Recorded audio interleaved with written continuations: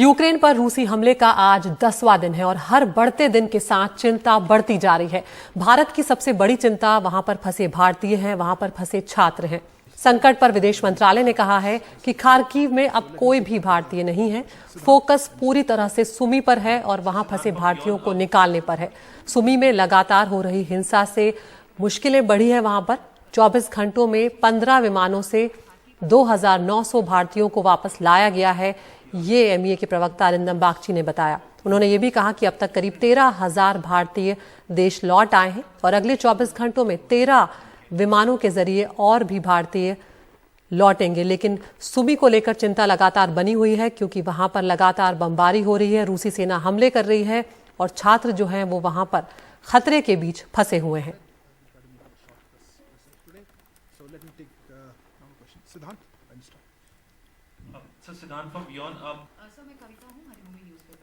पर जब तक ये सिचुएशन मतलब वहां पे कोई युद्ध विराम या वगैरह ना हो, मुश्किल होता है। अभी तो वो अंदर है, कैंपस के अंदर है, शेल्टर्स में जरूर एयर रेड वगैरह होती हैं तो सेफ हैं। पर आप रशियन बॉर्डर की तरफ जाएं या हमारे पास हमेशा, जैसे अभी संजय को मैं यही कहने वाला हूं, हमारे पास हमेशा कंटिजेंसीज होती हैं, डिफरेंट प्लान्स होती हैं। जैसे मैंने पहले कहा था, हमारी टीम्स है रशियन साइड पे भी हैं, हमारी टीम्स अब ईस्ट में भी जा रही हैं। मैं 2-3 दिन से कह रहा हूं, हमारी टीम्स उस तरफ जाने की कोशिश कर रही हैं। अभी तो जैसे पिशोचिन से भी निकाल रहे हैं, तो हमारी अभी एबिलिटी हो गई है कुछ उस एरिया में भी कुछ निकालने की। पर दिक्कत उसमें नहीं है। हमें जो दिक्कत आ रही है वो है उस जहां से है वहां से थोड़ी दूर वहां शेलिंग हो रही है और ऐसा ना हो कि वो निकाल ले और फिर वो कोई खतरे में आ जाए।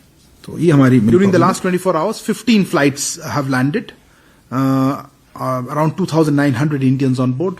So if you add that to the previous numbers, we have approximately 13,300 people who have returned to India on the flights by 63 flights under Operation Ganga. That was as of around midday today. Some more flights, of course, will take off now. So during the next 24 hours, 13 flights have been scheduled. और हमारे साथ जुड़ रहे हैं हमारे senior editor Umashankar Singh. Uma, अभी हमने सुना अरिंदम बागची को 13,000 से ज्यादा लोग आ चुके हैं, लेकिन सबसे बड़ी चिंता सुमी की है क्योंकि वहां पर स्थिति चिंताजनक बनी हुई है और छात्रों के ऊपर लगातार खतरा मंडरा रहा है। ऐसे में क्या वहां के लिए कुछ एक्स्ट्रा कोशिशें, कुछ अलग से अतिरिक्त प्रयास किए जा रहे हैं?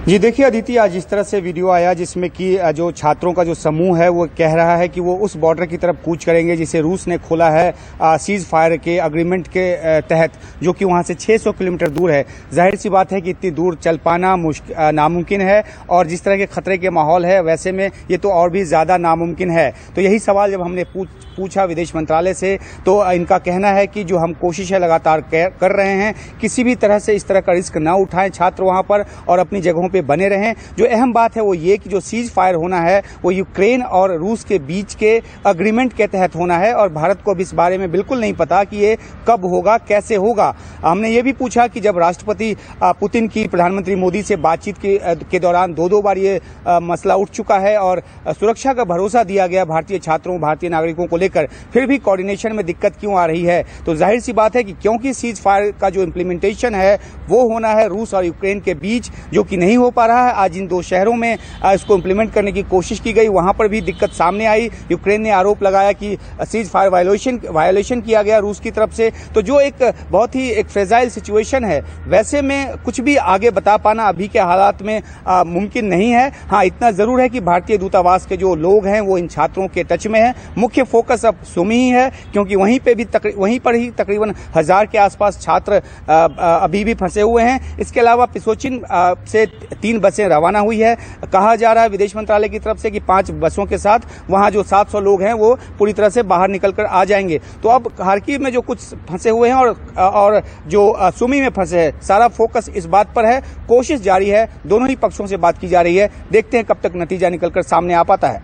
अदिति, बहुत शुक्रिया उमाशंकर इस तमाम जानकारी के लिए। आप पर हम आते रहेंगे। तो यहाँ पर स्थिति नाजुक बनी हुई है और सुमी को लेकर ही सबसे ज्यादा चिंता इस वक्त बनी हुई है और उम्मीद करते हैं कि छात्र जल्द से जल्द सुरक्षित वापस भारत लौट पाएं।